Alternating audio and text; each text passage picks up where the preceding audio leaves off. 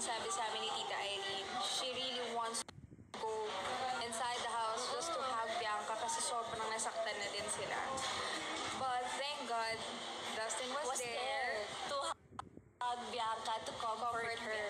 Yeah. Parang, on behalf of Tita Irene, Dustin was there.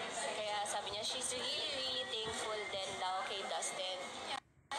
And Bianca and Dustin got 13 points. Hi guys! Welcome back to my channel. So, Dasbeya pa din tayo kasi alam ko marami ang nakaabang dyan. Sa update ng Dasbeya kahapon buong araw, talagang magkasama itong si Bianca at si Dustin from mommy. Birthday pala ng mommy ni Dustin at parang baptism or binyag ng kanyang pamangkin. Inisa na lang yung celebration. Nandoon si Bianca after ng baptism party doon kina Dustin ay diretso na ang dalawa sa Iraya. O diba? Parang nagpa-part-time si Bianca sa Iraya. Pero grabe talaga ang tiwala ng mommy at daddy ni Bianca kay Dustin na buong araw kasama ni Bianca si Dustin. Diba? Ang cute lang ng Moon Eye sa fan meet nga ng Dasbeya ay para sila yung love team na dalawa. Kinikilig din itong si Tito Mon. Tawang-tawa nga si Bianca habang si Dustin ay kinikilig sa mga parents ni Bianca habang binibigyan niya ito ng bulaklak. Ayan, parang wish come true kay Bianca na laging magkasama ang kanyang mommy at ang kanyang daddy. Hindi naman kaila sa lahat na hiwalay na itong dalawa pero iisang bahay pa din daw sila. Sabi ni Bianca, grabe talaga yung pagmamahal nila kay Bianca, diba?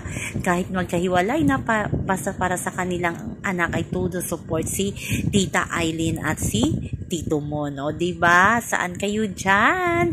Basta grabe ang tiwala nila kay Dustin na laging kasama nito si Bianca. Siguro hindi pa busy or wala pang nakaschedule sa dalawa.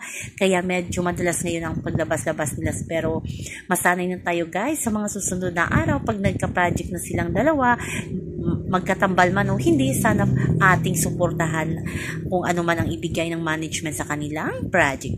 Kahit itambal pa itong si Bianca kay Will, si Dustin sa iba, kung talagang sila at the end of the day, kung talagang sila ay magkikita sila at gagawa din talaga ng paraan ng ating mga idolo. So, chill-chill lang mga Dasbeya, hindi lagi may ayuda.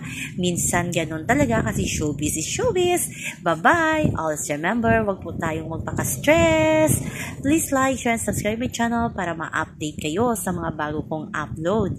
Kaya abangan lang natin guys ang mga guesting ng Dasbeya, ang mga ex-PBB housemate. Kaya bye-bye!